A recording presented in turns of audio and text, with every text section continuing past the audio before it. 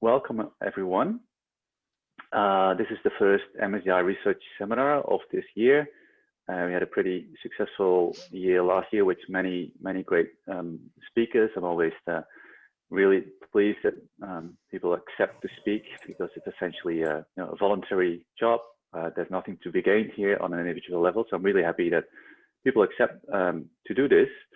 And I'm also really pleased that today Heinz Schandl has accepted to speak in our seminar series. So I'll try and keep the introductions fairly short, as Tony and Heinz go back for a fairly long time, and Tony wanted to say a few of introduction words himself as well. Just the one thing I wanted to mention is that Heinz is also a key partner in our recently established Sustainable Communities and Waste Hub. I will talk a little bit more about it at some stage within MSDI, but essentially it's a 7-year program around all sorts of research related to waste management, resource efficiency, and circular economy. And it's going to run for 7 years. That's 6 universities involved and up to almost 100 different partners. So watch this space, and let's see in what many ways we can collaborate on this topic. So Heinz is really an expert on these issues. He recently published a roadmap, a circular economy roadmap for Australia, particularly looking at plastics, glass, paper, and tires. He's also an internationally renowned individual.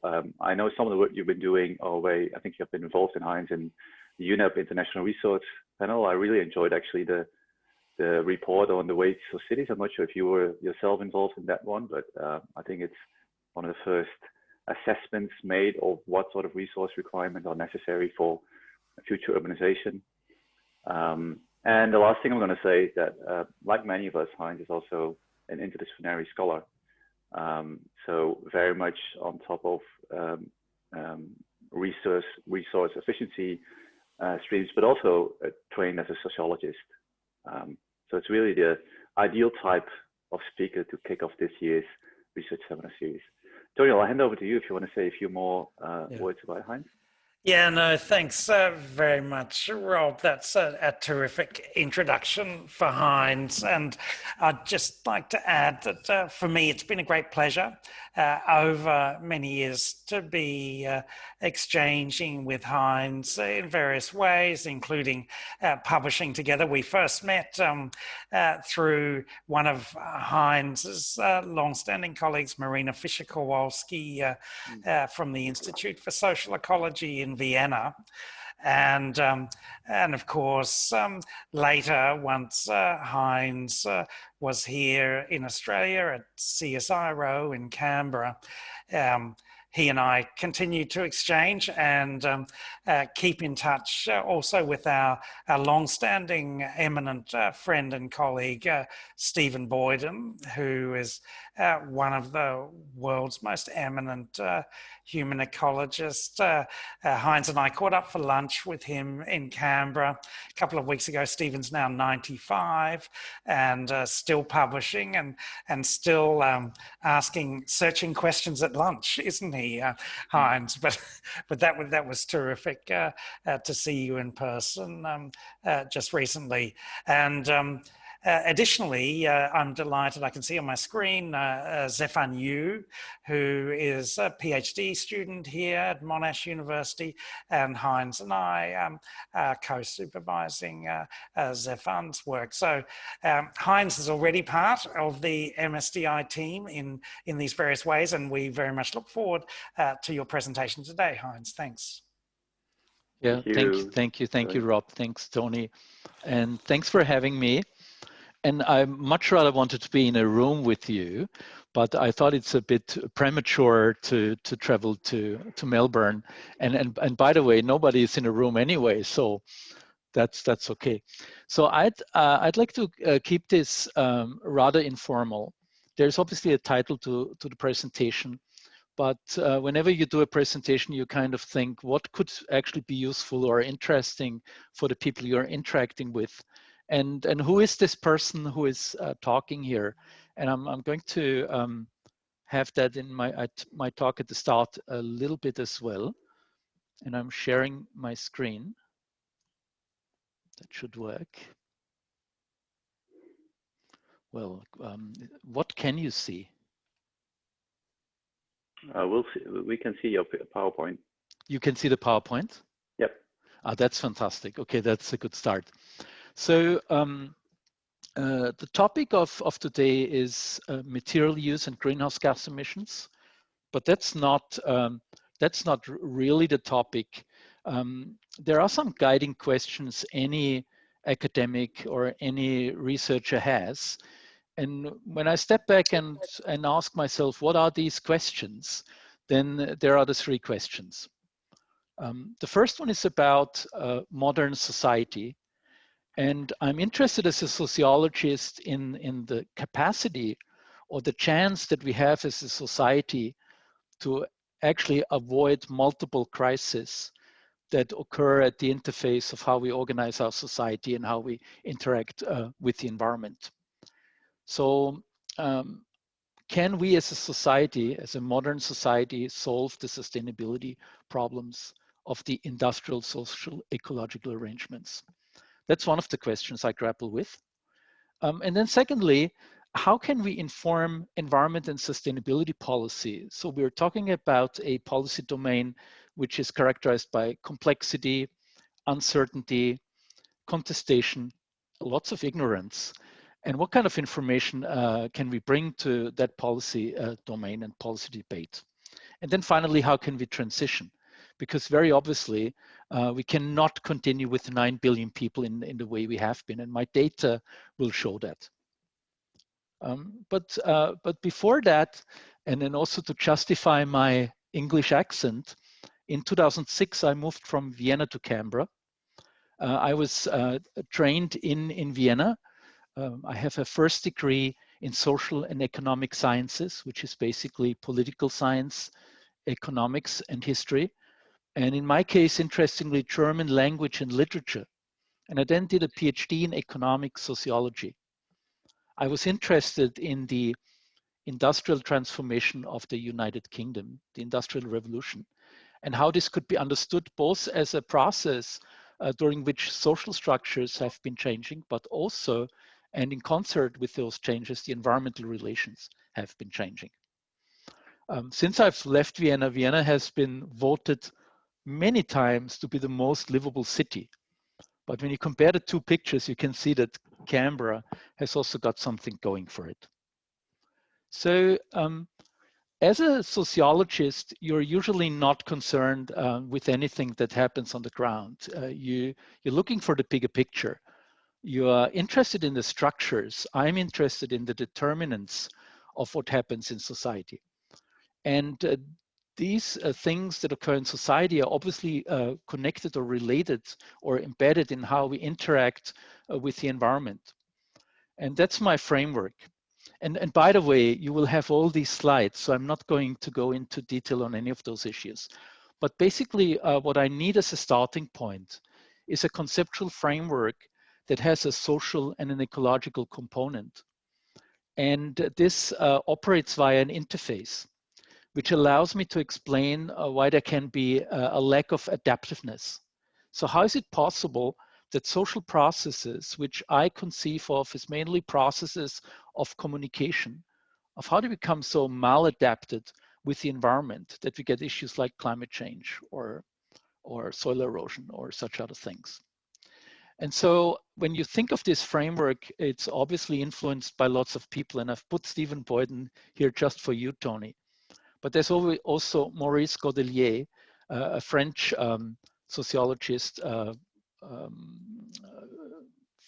philosopher, historian, who wrote an interesting book, really interesting, The Mental and the Material. And then Peter Siefele, The Subterranean Forest, the way in which the industrial transformation in England was enabled by a change in the energy system. And then I'm also looking at longer time periods and other transitions. And so when you think about human history, we have become an industrial society out of previous agrarian arrangement, and before that, we were hunters and gatherers. And whenever we've done that, there was a revolutionary process through which that happened. And going from one form of society to the next has always addressed the sustainability problems of the previous society. So in the agrarian society, for example, the limits to growth that have meant that well-being could only be shared among a few, and many had to live as peasants on the land and could never really participate in society or become wealthy. So these problems have been largely solved through the industrial arrangement to some extent, but it poses new sustainability problems. And I'm interested in the question, when we think about a sustainability transition, when we think of sustainable society, what kind of disruptive process is that going to be? And so through my work, I've always compared how did this industrial revolution happen? What did it involve? And then I'm thinking of a similarly disruptive process when we go to sustainable society. And then you need social theory. I wrote an article which I titled, "Why do we need a sociology of society's natural relations to inform sustainable development?" And the reason is because many of the people who have engaged in social ecological theory have not actually really looked at the social system. And so in the way I do this, I think of the social system as a functional differentiated one. Different subsystems fulfill certain functions or services. And that allows us to deal with a lot of complexity. So the industrial society can capture much more complexity than any previous form. And so when you think, for example, of the economy, which allows us to regulate scarcity, we can decide who is going to pay now and in the future. The political administrative system that helps us establish collectively binding decisions, and so on and so forth. But functional differentiation comes at a price. Interdependencies are often overlooked and hard to manage. And there is no place in society that looks at society as a whole or really takes care of the society-nature interface. The political administrative system would always think of itself to be in charge, but we know that's actually not always or really the case. This idea is also important when I start thinking about information systems and data and metrics and indicators, because when you think about it, the economic sphere of any information system that you create can rely on a conceptual background, macroeconomic theory. And it doesn't matter whether this theory is actually valid or not. There is a theory. There is one unit of measurement, which is the dollar. There's a system which allows you to do quantitative analysis. We don't have the same in the societal domain, also not in the governance domain, if you like. But in the environmental domain, we're establishing a theory of industrial metabolism, and we have a way to quantitatively assess. So then I'm thinking of what I call the systems dynamic.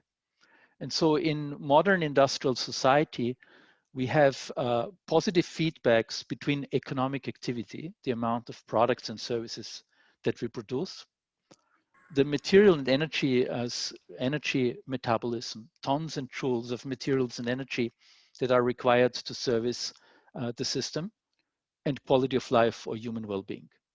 So simply, the more money, the more materials and energy, the more quality of life, the higher material standard of living. And it comes at a cost, which is natural resource depletion, pollution, climate change.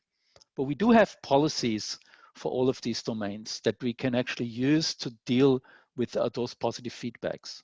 We can decouple, we can delink, we can do pollution control, we can internalize costs.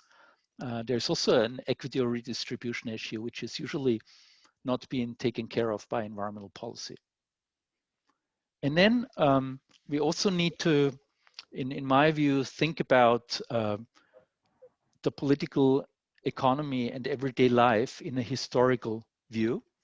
And so when you think of OECD countries, they have usually been going through different periods from a certain kind of conservatism after the war. So this is jumping, and then moving into progressive social reform, and every country did that, to end up in a more neoconservative, neoliberal fashion. And you can look at how the political and economic forces have been interacting with everyday life. I'm not going into any detail here either, but what I always find interesting is how progressive social reform has actually helped unleash the modern consumer.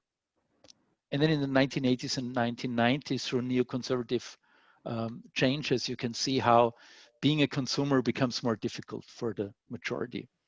And the question for me then is there anything that we can see which points to a new orientation, both in everyday life or in the political economy?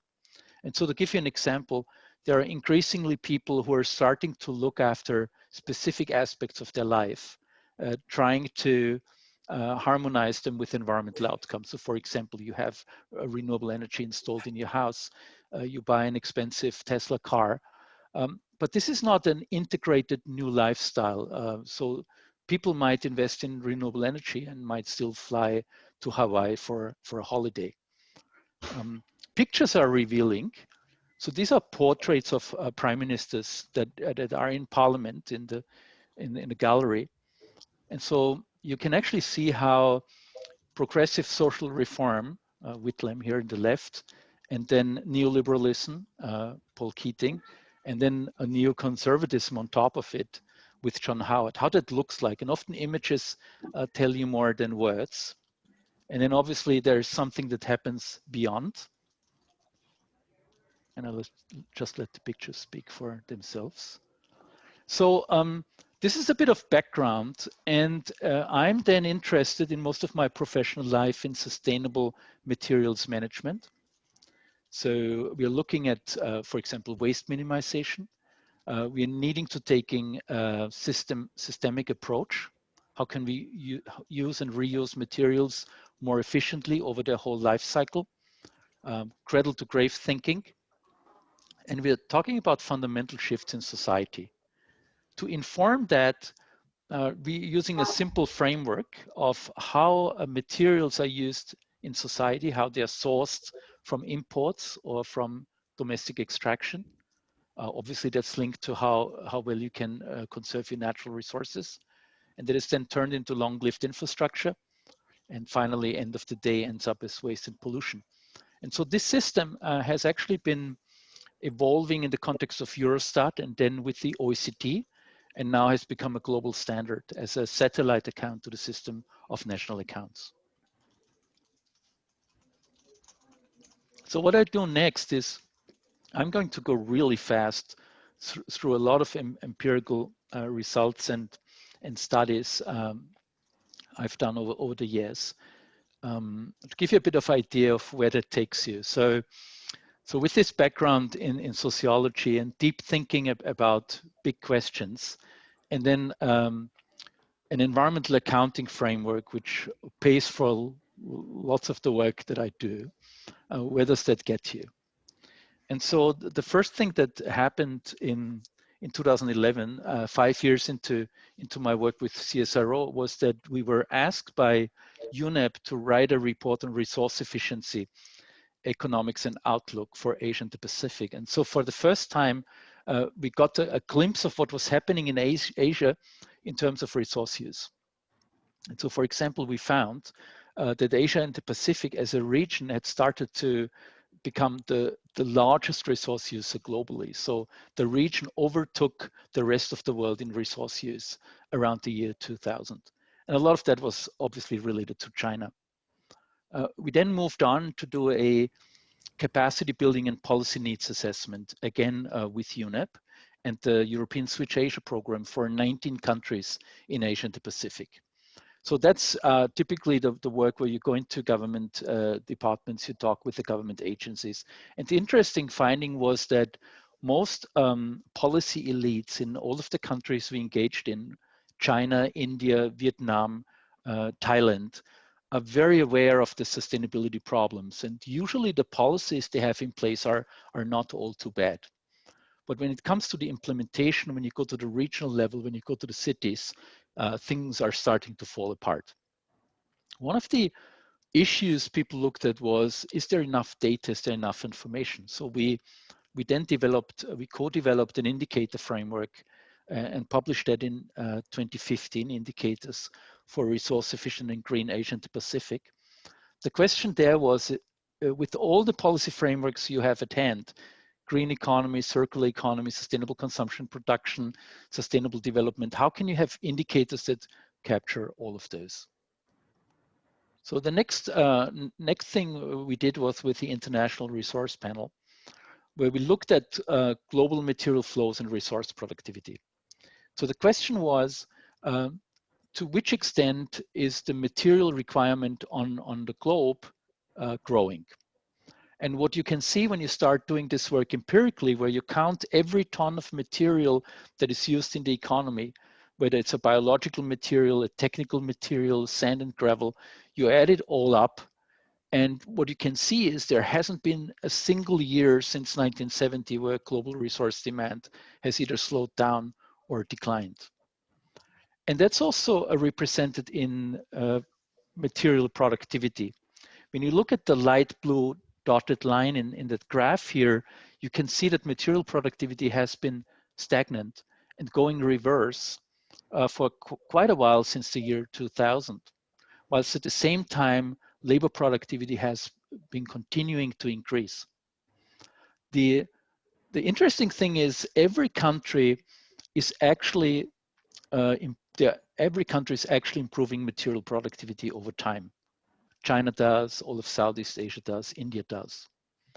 But the shift from very material efficient countries like Japan to less efficient countries like China has meant that all of the productivity gains that happen at the country level were consumed by this shift, by this trend. And so overall, we're losing in material productivity on the globe. Now, this is concerning in a way because every ton of material comes with an environmental impact of some kind. And so when you lose in the efficiency of use, when you grow your use year by year, then you can see how other problems like climate change, biodiversity loss, resource depletion, waste are also growing along your material flows. And the interesting thing we could also establish was the main driver in this process is not population, but affluence, it's consumption. And many people have obviously talked about this, but here you can see the numbers. The yellow bars are the positive contribution of affluence to overall growth in material use and therefore environmental pressure and impact. And interestingly, we always assume technology will help us out. So as we get richer, technology becomes more efficient, and so we get a bit of a mitigating effect on the overall growth from technology. But as you can see, that's not the case in Asia Pacific and in West Asia. So here we have a very large global region that is moving from traditional resource efficient ways of how housing, food, energy, transport, mobility is organized to less resource efficient modern ways. We were then interested to know whether there are actually countries that had started to change that pattern. Because when you look at territorial indicators, territorial material use, then some countries are reducing their material use. Countries like Japan or the United Kingdom. But that was found to be mostly a process of deindustrialization, outsourcing through trade. And so once you do a material footprint calculation where you add up all of the materials across the supply chain that are needed to satisfy final demand in a country, then you actually find there is no country in the world at no level of wealth that is starting to stabilize or to reduce its material footprint. So in fact, Japan's and the United Kingdom's material footprint is also going up. So that's a concerning picture. when the Sustainable Development Goals were established, we were asked by UNEP to help them to establish sustainable consumption and production as an individual standalone goal. So there was a time of many background papers and briefings and nightly phone calls from Australia. And finally, they did that. They did not only just establish goal number 12, sustainable or responsible consumption and production, but they also got a resource efficiency target into the economic goal, into Objective 8, decent work and economic growth. And through our work on material flows and material footprint, we could then give them the data and help establish the indicators. And all countries globally now measure indicators 8.4 and 12.2 by those indicators that we developed and the database that we host at the CSIRO. So the next step then was, at that time in 2015, we were developing a project which was called the Australian National Outlook. There has been a second iteration of the National Outlook in 2019. All of these things are actually available on the internet, as you would imagine.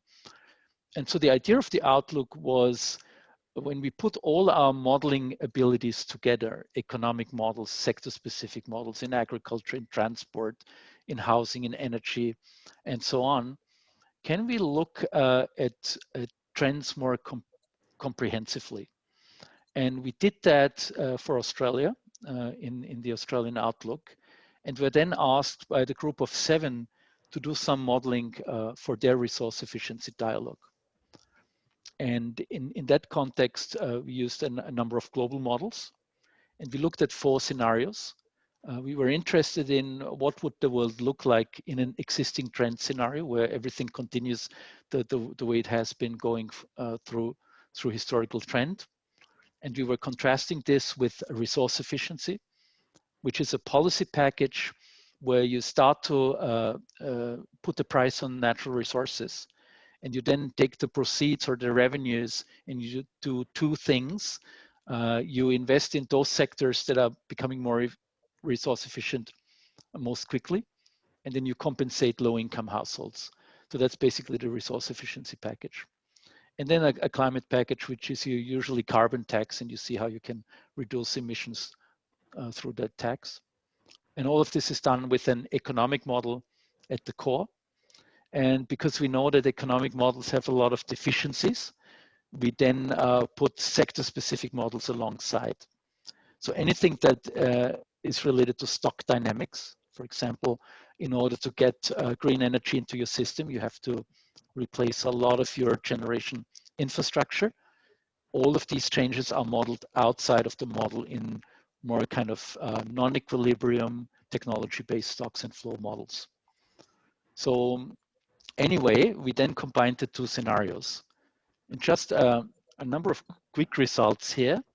What you can see is that the light blue one, you can actually reduce per capita resource use by about 16%, we found for the G7 when you have resource efficiency policies.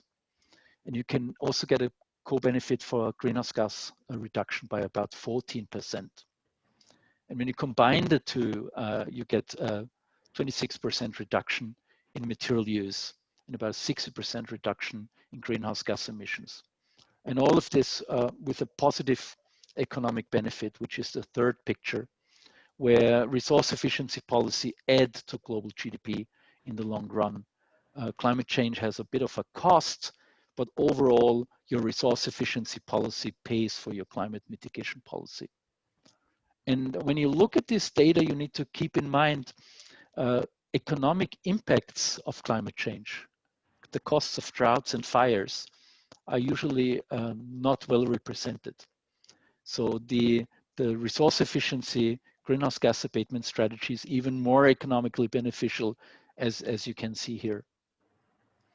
So with that in mind, we were then starting to be asked by the resource panel, can you do more in the modeling space? And especially, can you relate that to the SDGs? Can you relate your questions to the SDGs in such a way that we are not just looking at the environmental cost, but also the social benefit, which comes out from certain policy, results from certain policy packages.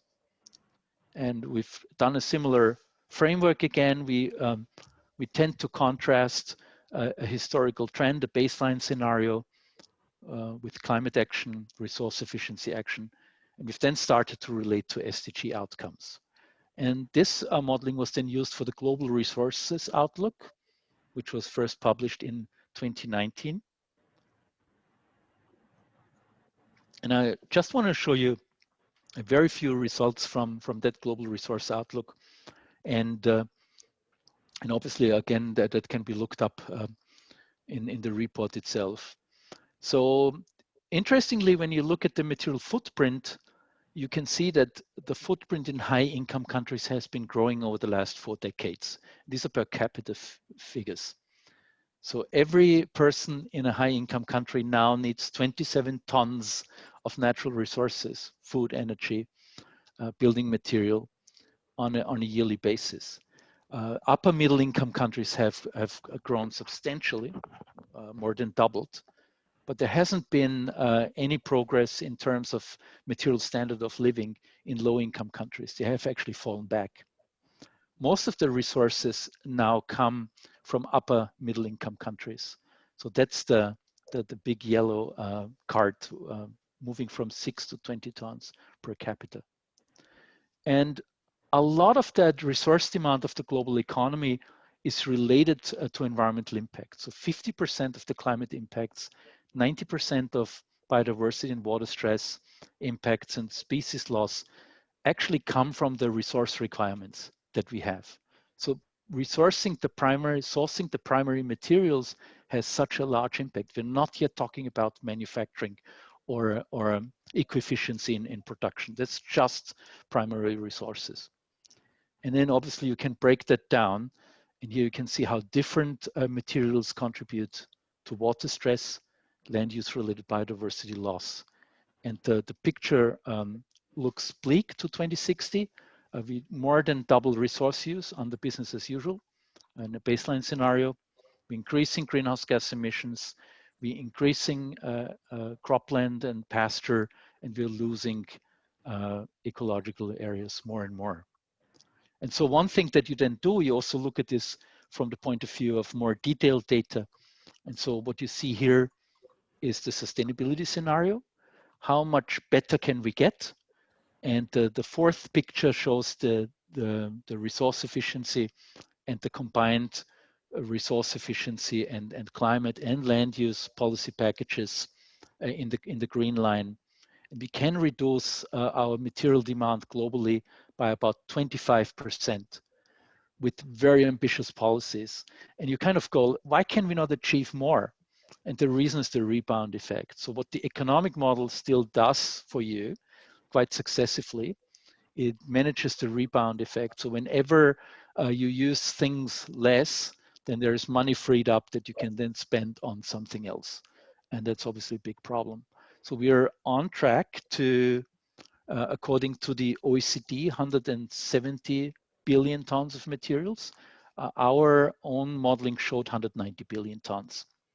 And the reason this is different is because the CSIRO IIASA model had a little less impact of economic growth compared to the OECD, but less than mitigating effect from structural change and technology change. So we were more pessimistic about what change in economic structure and technology can actually do for you compared to the OECD material demand outlook.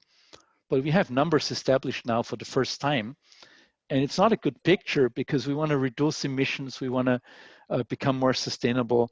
We cannot do that when we double our impact on materials that much. So just to show you, there's also a scenario for greenhouse gas emissions, and that will be in the slides, and you can look at this in more detail. So one of the things which are really always hard to get to is building material and the role of cities. And so a piece of work that we've done, and I'm almost through with my presentation, so don't fear, it's a case study for a Canberra suburb. We were interested, can we actually use geospatial data and historical data to get information about construction material use in the city? And we were choosing a suburb in Canberra which had some features which were special. So lots of gentrification, lots of replacement of original buildings with new ones. And we were creating these spatio-temporal layers.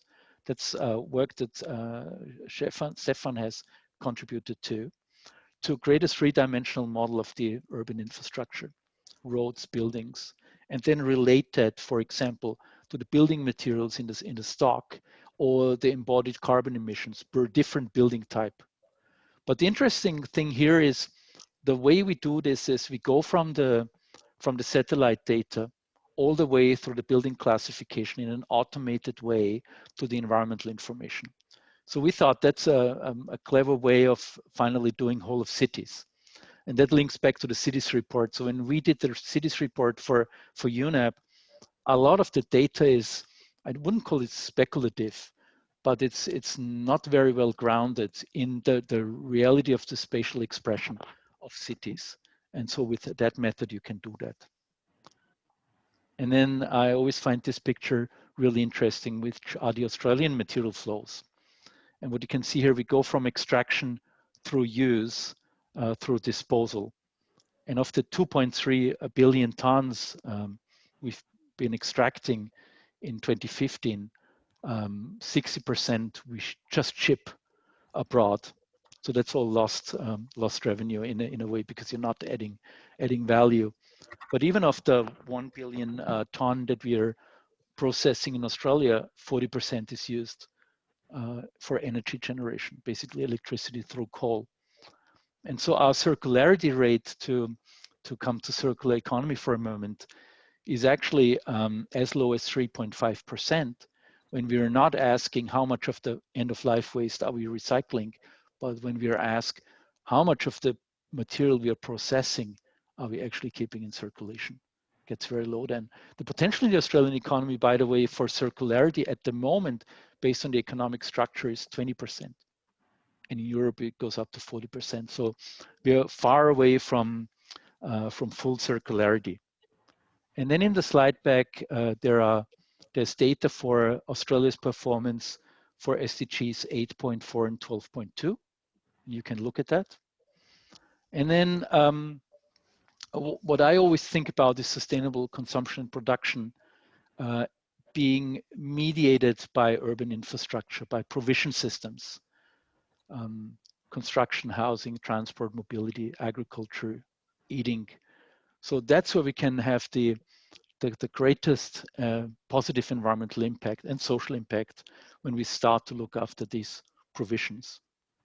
And what you then still find in the slide back is reference to a number of policies that exist in different countries.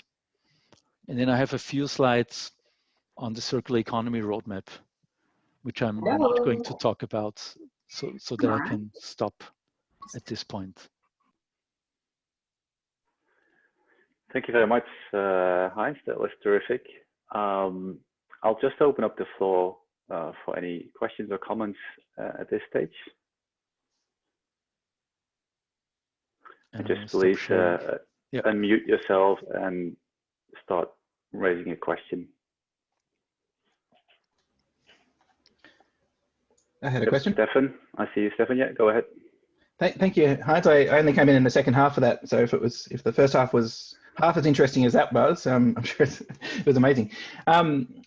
My question was, so we have national policy targets now. I think 10% reduction of material footprint in the national waste policy and 15% in the Recycling Victoria policy, which I've been looking at and thinking, gee, they're not very ambitious. But if I'm hearing you right, to achieve those by 2030, I think is the timeline, would be quite a transformation of the Australian economy, wouldn't it? Simple answer, yes. Yeah. Yes. So, are you overall optimistic, and why? I guess is what I'd like to know. So the way we can do this, by the way, is anyone can answer the question. It doesn't have to be me. But I would just start off by saying, look, the transition we are looking at is hard to achieve, right? Both in a physical sense, with all the infrastructure that we already have in place and the lock-in we're in, the past dependency, but also from a social point of view. So we're talking about a very substantial disruption of the way how we organize our lives. And you could perhaps say, well, this is going to happen anyway, because there's not going to be a next generation in Australia that is going to be as wealthy as their parents and grandparents have been, right? So there will be adjustment. But yes, it's going to be a massive lifting is required to achieve this. And by the way, it's absolutely necessary, because if you want to have a prosperous economy in the future, we need to do this. Maybe jump in quickly with a question I'll comment on that myself. So what I found really interesting is that in your talk, you started out with a discussion of sort of the social political context and the reforms that we have seen over the last decades. And you showed graphs where, you were interested in linkages with resource efficiency and how that could be improved. But sort of the first part then slightly disappeared in the second part of your talk, where you provided us with these neat scenarios of demonstrating that actually this resource efficiency can be achieved with the right policies, while at the same time making comments that there is no evidence that that's happening at all. And you mentioned, for instance, circularity in Australia is just a couple of percent. A recent report in the Netherlands suggested that the same in the Netherlands, despite long-term policies for circular economy there already for a long time. So my question really is about that relationship, or perhaps to maybe ask you what sort of ideas you would suggest in terms of perhaps changes in the social political systems as well. And we've gone from I think social reform to neoliberalism to neoconservatism, as you suggested. What will be after neoconservatism, and what would be needed in order to realize the scenarios that you sketch? And I'm aware that that's a big question, so don't put it all on your shoulders. Yeah, so what do people think? There's a second part to this presentation, which would go back to the sociological questions, which I didn't get to. And one of the reasons is it also gets more you're on more slippery terrain once you do that, right? Because in a way you need to think about the way how a society is structured, the functional, in my view, the functional differentiation of society, where historically the political system and the economy have differentiated. And what we see now is that this differentiation seems to dissolve. But that's maybe not the way to look at it, actually. What I would say as a sociologist is the communication media of money is so much more powerful compared to the communication medium of power. So in order to really establish your relationships along power categories, you have to invest a lot. With money, it's very simple. It goes very fast, communicates better. And then of course, there are lots of other things we need to think about, like what happens at the grassroots, what happens in practices in everyday life, how does that interface with the political economy. But you can then start to look into different areas. So for example, that you have a government agency for each of the different aspects of the social differentiation with almost an impossibility of a line at the interfaces. They have no idea how to do that. And then their need for hierarchy in the political process subverts the idea that we actually have to work together across boundaries. So you need a lot of reform in the way how you, for example, organize your public service, if you really want to be successful on a path of transitioning. But all these are big topics for political scientists. Thanks. I'm always a bit inspired by Martin Hayes' approach to this at the moment. I know you know him because he's also in the UNEP committee that you're on. And he's a political scientist, and I think he talks a lot about the need for imagination, and in particular social political imagination, because we can actually very much calculate in much detail what the future resource efficiency scenarios will look like, as you demonstrated now. But maybe what we need is a lot more imagination of the socio-political system and how that might actually look like in 2060. And Martin is then looking at artists and that sort of stuff, because they are much better in imagination than scientists are. But yeah, I thought that's an interesting way of approaching this. All right, any other questions or comments for Heinz?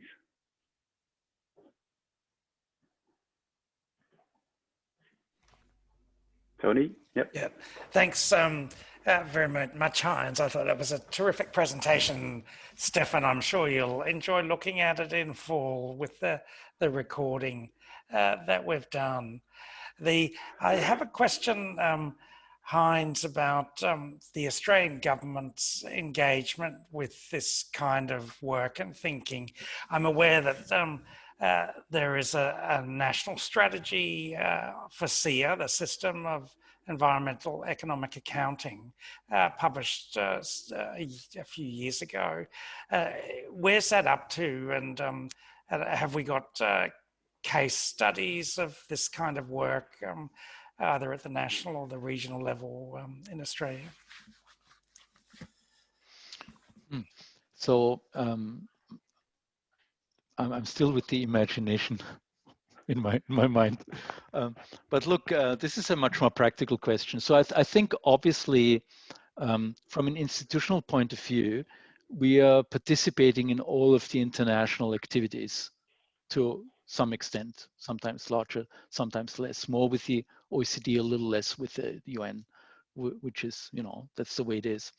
And what I think I see is that more and more the policy programs are more strongly aligned with the things that you would expect in a more modern environmental sustainability tradition. So we're for example moving quite a bit away from just environmental conservation now to more towards sustainable consumption, production, sustainability, which is good. And when you look at the modern manufacturing initiative of the government, for example, they now have a priority on recycling and clean energy. And that goes exactly in the right direction, because there's a lot of money to be made. And when you think about export markets, the European and the Asian expectations, they are for exports that are low embodied carbon and high secondary material content. And when we go 20, 30 years into the future, this will become more and more the case, because they're all grappling with the same problem and they need to look after the supply chains, because there's so much that you can do in the supply chains. So we will catch up with all of this. But we have to kind of achieve within the context of certain cultural and economic arrangements that are deeply embedded in who we are as a country, right? And how do we do that? How do we reinvent ourselves in a way that we don't throw everything away, because there are lots of good things, but we free us up to basically accept a new paradigm, like a no waste culture, for example, right?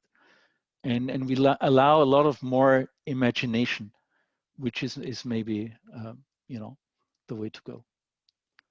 Annette, you're going to say something, right? Yeah, thank you, Heinz. Very interesting. And my question comes from an education perspective, actually.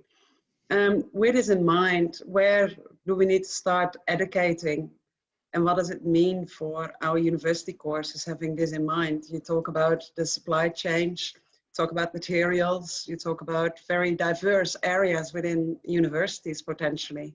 Where do you see opportunities for making a change through education? Yeah, we should ask the university people around the table rather.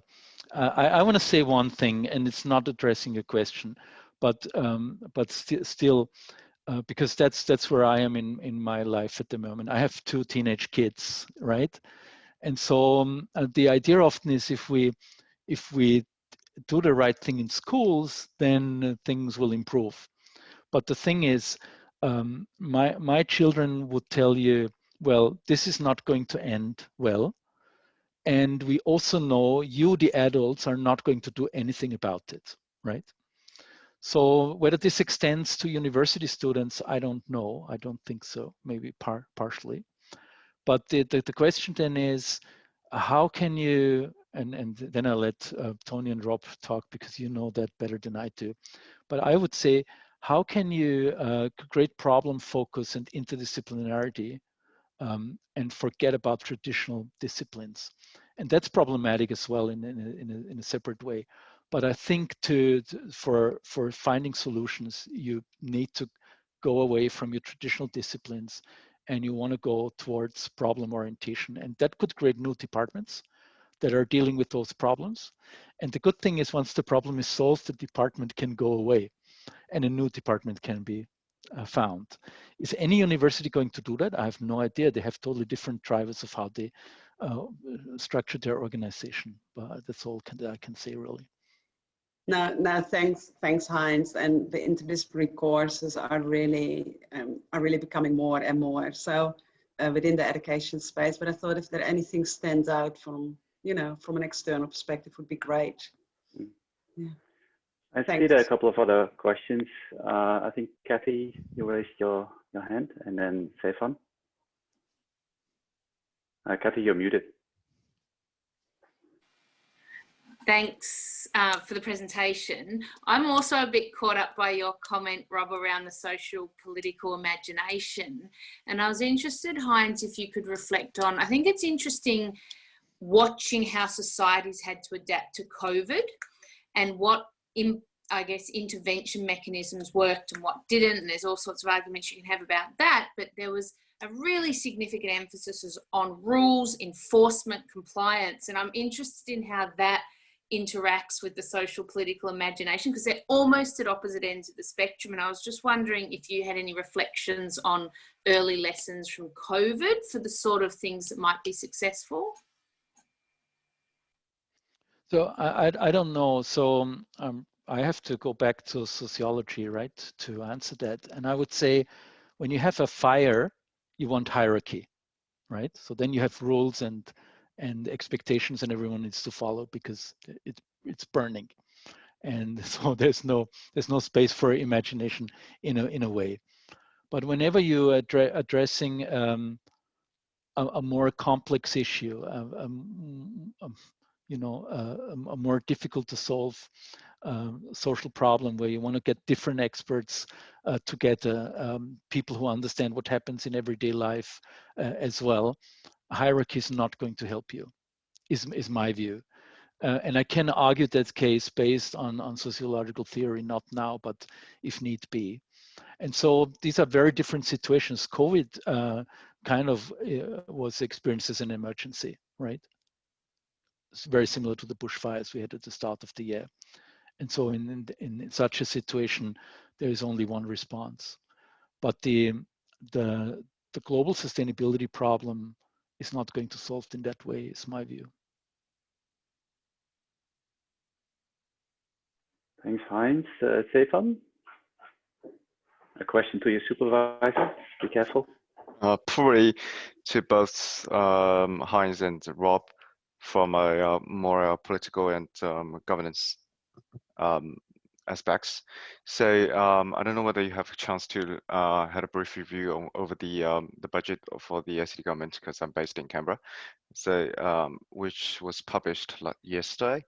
So while we're talking about like the material footprint and the Scope 3 emissions for the global aspect, while the local government's still focusing on like energy reduction and waste reduction actions, where from the really basic level of taking real actions in the energy to reduce carbon emissions.